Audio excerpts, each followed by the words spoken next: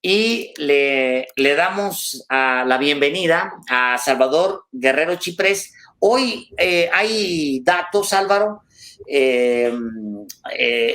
Dice... Bienvenido, Salvador Guerrero. Ya lo tenemos, es que estaba leyendo por acá. Bienvenido. ¿Cómo está, Salvador Guerrero? Muchas gracias. Gracias. Te gusta, Alejandro. Álvaro. Encantado. Gracias. Ahorita digo que sí sobre el miedo. Perdón, te interrumpí, Salvador. No te escuché. No, escucho lo que estás diciendo. Qué importante es sí relacionar nuestra forma de adaptarnos a la realidad, reconociendo las emociones, reconociendo la contrariedad que significa tener el valor para estar en la vida, pero tener la capacidad de tener cautela y también reconocer al miedo como una herramienta útil para el bienestar y la sobrevivencia. Esto que estás planteando me parece muy bueno. Gracias. El libro es de Falk Lee. Bueno, ahorita que lo localice se los voy a poner porque es de donde viene el cómic. Yo lo leí cuando era un adolescente. Hay datos interesantes en la Ciudad de México. El Consejo Ciudadano para la Seguridad y Justicia de la Ciudad de México registró en los primeros 6 meses de este año 887 alertas sobre trata de personas, de las cuales 41% de las víctimas eran menores de edad y 62% de ellas, de estas personas, mujeres. Sí, bueno, y de acuerdo. Sí, perdón, Salvador, adelante. No, estamos aquí, estaba haciendo una introducción, Salvador, Alejandro estaba haciendo la introducción porque hoy en efecto se da a conocer este documento, primer informe, trata de personas, México 2019-2020, que es un informe de enorme relevancia, a ver, lo estoy así, mejor, de enorme relevancia, porque se trata, pues nada menos que de seres humanos, de otros seres humanos que incurren en este delito, y que es lo más, bueno, es un informe relevante, pero ¿cuáles son los puntos fundamentales, Salvador Guerrero Chiprés, de este primer informe Trata de Personas México 2019-2020? Bueno, en primer lugar, se trata del primer reporte latinoamericano de un organismo civil que tiene datos frescos sobre este fenómeno gigantesco que afecta a todo el planeta. Eso es importante decirlo porque normalmente son el informe de las Naciones Unidas o el de la Comisión Nacional de Derechos Humanos, que es muy bueno, muy interesante, pero que tiene un cierto rezago en términos de datos. Nosotros gestionamos, número 2, la Línea Nacional contra la Trata de Personas. Es un instrumento real que nos sirve para canalizar la ayuda desde lo federal, desde lo local, desde la policía, desde las fiscalías, de las organizaciones de la sociedad civil, desde los refugios, para ayudar a las personas que pudieran estar en una situación de trata de personas, básicamente explotación sexual, por supuesto trabajo forzoso, sí también muy destacadamente está el tema de la servidumbre y de la mendicidad forzosa. Estos son 4 de los 11 modalidades de trata de personas.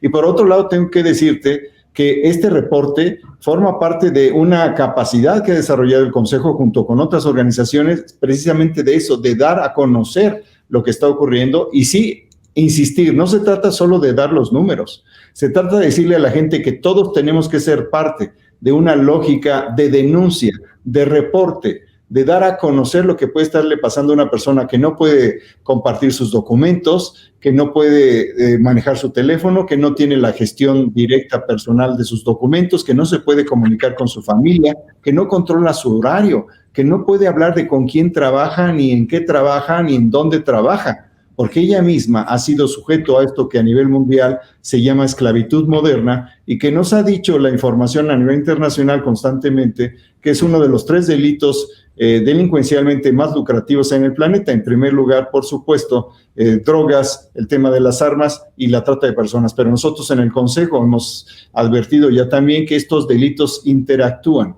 y hemos tenido llamadas, no solo, por supuesto, de la Ciudad de México, sino de todo el país y de varios países, destacadamente sí, Centroamérica, Sudamérica, sí, Europa Oriental, una parte de los países árabes y también la parte, digamos, de India y Rusia, un par de reportes que tuvimos hace algún tiempo. Entonces, sí tenemos esa oportunidad de dar a conocer datos e insistir que solamente de manera comunitaria, empresarial, gubernativa, en conjunto, podemos combatir un delito del cual conocemos solamente el 1% de su tamaño, porque la cifra negra sí es efectivamente de 99%. Hay muchos mitos con respecto al tema de la trata. Luego pensamos que la trata es un fenómeno muy lejano a nosotros, que no se puede dar en nuestros entornos, en nuestras familias, sobre todo en la clase media, que se trata, por ejemplo, de mucho de migrantes, que se trata de poblaciones muy pobres, o también el mito de que se trata de gente que no necesariamente es mexicana. Pero la trata en México es un problema muy, muy serio, Salvador, de los mexicanos. Sí, es correcto.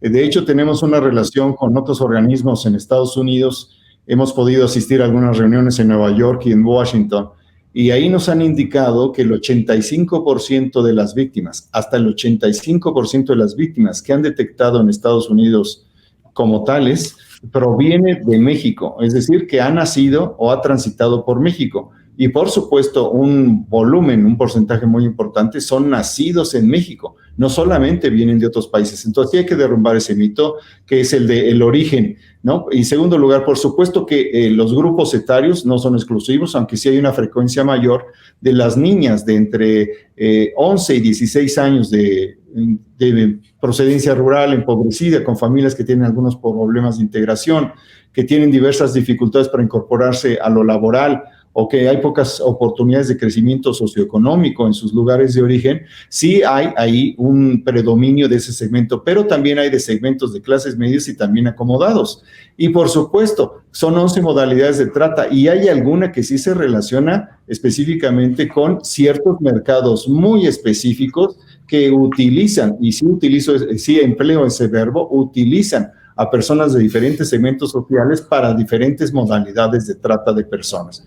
En esto que ustedes están presentando en este momento, pues ahí se identifica que la prostitución ajena y otras formas de explotación ocupa 45% del total, 26% explotación laboral, trabajo, servicios forzados 19%, mendicidad forzosa casi 5 puntos porcentuales.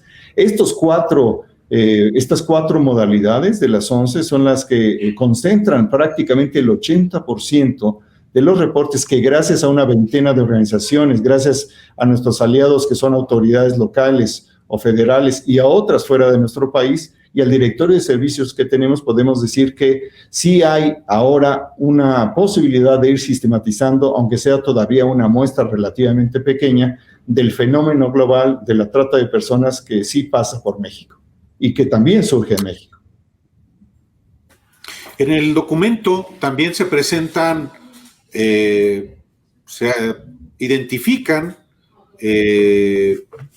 cómo la pandemia hizo que los grupos criminales modificaran su manera de la trata misma de personas en varias modalidades, Salvador Guerrero.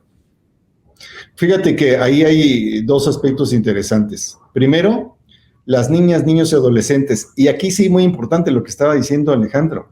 El tema de los segmentos de clase media que tú sabes, tenemos sobrinas, hijas, nietas, nietos que están utilizando el celular inteligente desde los 4, 5, 6 años de edad, y hay microchats en los juegos que ellos utilizan que pueden ser empleados para que desde ahí entren los tratantes engañosamente presentándose como un amiguito, como una amiguita, ofreciendo ciertas ofertas de diversión, de distracción, de utilización del tiempo, y van engatusando, van enganchando también a esos segmentos y inclusive en esas edades. Entonces, esto aparece de una manera doble en el año 2020 con respecto al 2019, de la misma manera que también el enganche de falsas ofertas de empleo y de enamoramiento, pero sobre todo falsas ofertas de empleo, se duplica durante el año 2020 contra el 2019. Y en estos primeros 6 meses de este año, también advertimos concretamente del uso de algunos videojuegos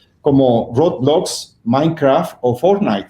Estos juegos también han sido utilizados, según nos reportan en la Línea Nacional contra la Trata de Personas que gestiona el Consejo Ciudadano, han sido utilizados también para tratar de enganchar a personas muy, muy jóvenes. Estamos hablando de menores de 12 años en ocasiones, y que sí pertenecen, y este es el gran punto que estaba haciendo Alejandro, sí pertenecen a un grupo distinto de aquellos que uno hubiera podido pensar que son más vulnerables, y que sí lo son, porque es más frecuente la medida en que lo son, 41% de ellos, de segmentos, digamos, rurales y empobrecidos. Entonces, nadie está completamente libre de este flagelo, que además se constituye en uno de los negocios criminales globales más importantes y delincuencialmente más lucrativos del mundo. El tema de la prostitución es muy complejo. Algunos alegan que es un derecho de algunas mujeres de usar su cuerpo como les plazca y pues es la herramienta que tienen y trabajar con ella y pues yo creo que ese argumento tiene algo de razón. Pero por el otro lado es una actividad que también tiene pues un problema de explotación brutal. Durante muchos años en el mundo, la prostitución ha sido administrada por las policías.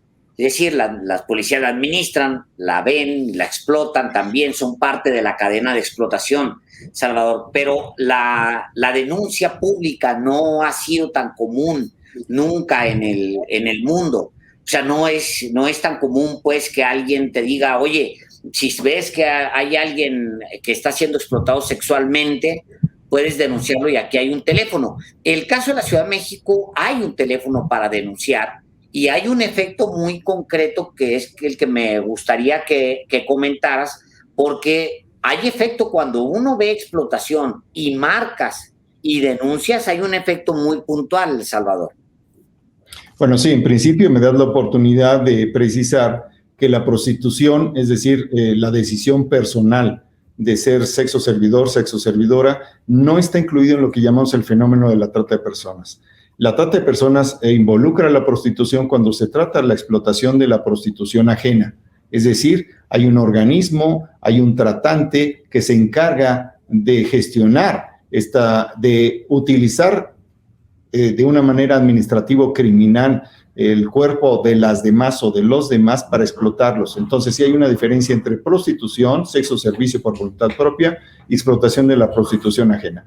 Y número 2, por supuesto que existe una capacidad y una inquietud a nivel local en la capital nacional y a nivel de todo el país. En concreto, el otro día en una conversación, yo mismo escuché que la propia jefa de gobierno, Claudia Sheinbaum, manifestó su preocupación por este fenómeno y nosotros estamos confirmando que esa preocupación pues tiene sustento, por ejemplo, en algunas áreas del centro histórico, pero no solo ahí, sino porque ahí significativamente se han combinado los dos fenómenos: la prostitución por voluntad propia y la explotación de la prostitución ajena en la zona de la Merced. Eso es un ejemplo, pero no ocurre ahí. Por supuesto que existe también un fenómeno en algunas colonias de la Benito Juárez, en algunas colonias de Coajimalpa, en algunas de Iztapalapa, y sí hay un reporte en que estamos presentando estos 6 meses de este año, que sí nos indica de cómo está ocurriendo en todo el país. Inclusive las entidades que tienen más reportes sí son, por supuesto, aquellas donde se puede denunciar más, donde existe posibilidad, digamos, de la conciencia, de la participación ciudadana, que son básicamente, por supuesto, Ciudad de México, Estado de México, Jalisco, Veracruz, entre otras. Entonces, sí hay este fenómeno y sí es necesario combatirlo. Y las repercusiones concretas de la denuncia, en el caso de la Línea Nacional contra la Trata, que es el 855-33-000, ahí lo que nosotros hacemos es establecer una cadena de auxilio que nos permite recibir los casos, y si tenemos suficientes elementos de tiempo, modo, lugar y circunstancia, nosotros los canalizamos, sea fiscales, se trate de refugios, se trate de intervención de la policía directamente de la Secretaría de Seguridad Ciudadana que encabeza Omar García Harfuch, o la propia fiscal Ernestina Godoy, que tiene un equipo muy importante también de operación de la Policía Ministerial a través de la Policía de Investigación, o a nivel nacional con otras organizaciones. Hay que decir que hay 2 instrumentos de coordinación de la lucha contra la trata, uno que encabeza la Secretaría de Gobernación, que es la Comisión Intersecretarial, que encabeza la propia titular de esa dependencia, y también en la Ciudad de México, que es la Comisión Interinstitucional, que encabeza el titular de la Secretaría de Gobierno, que tienen a su cargo administrar el tema de trata de personas, pero también la parte auxiliar. Por supuesto, estamos en el tema de la colaboración con el DIF local y nacional y con otras instituciones. Y en cuanto a los resultados en el desmantelamiento, en el combate a la trata, no son organizaciones que se dejen ver, son organizaciones complejas, pero en buena medida también a través de esta línea del Consejo Ciudadano se pueden identificar hilos, digamos, de los que se comienzan a jalar justamente para desmantelar esas bandas delincuenciales dedicadas a la trata. ¿Qué tantos resultados hay en ese sentido, Salvador? Bueno, hay que decir que el Consejo Ciudadano por sí solo ha colaborado en estos 3 años en un promedio del 9.5% del total de las carpetas de investigación que a nivel nacional se aperturan para enfrentar el delito de trata de personas. En primer lugar, es decir, hay una posibilidad real de abrir las carpetas, lo cual tiene muchas dificultades, porque no es fácil enfrentar cara a cara al tratante o no es fácil poner los nombres y las situaciones específicas, en primer lugar. En segundo lugar, el tema de la sentencia. Una sentencia para enfrentar el tema de trata de personas de acuerdo al propio sistema y la capacidad de operar el sistema penal acusatorio que hay en cada entidad, en cada ministerio público, puede extenderse con plazos que pueden ir de los 9 meses a los 5 años. Entonces, para que hablemos de sentencias donde ya, además de estar remitido el responsable, se formalice su situación en el sistema penitenciario, pueden pasar ese periodo de tiempo. Entonces, no es muy fácil. Y hay que recordar también que hay un importante número de personas que se repliegan ya al estar frente al tratante por diversas razones. Destaco 2. Una, que muchas personas no les es fácil, tienen razón en buena parte, no les es fácil admitir la situación de esclavitud, de sojuzgamiento en que se ubicaron y ya no proceden con el tema de la investigación y de la acusación en que se inició con la apertura en la carpeta del Ministerio Público. Y segundo también, pues sí, los tratantes también operan. Los tratantes están en una disposición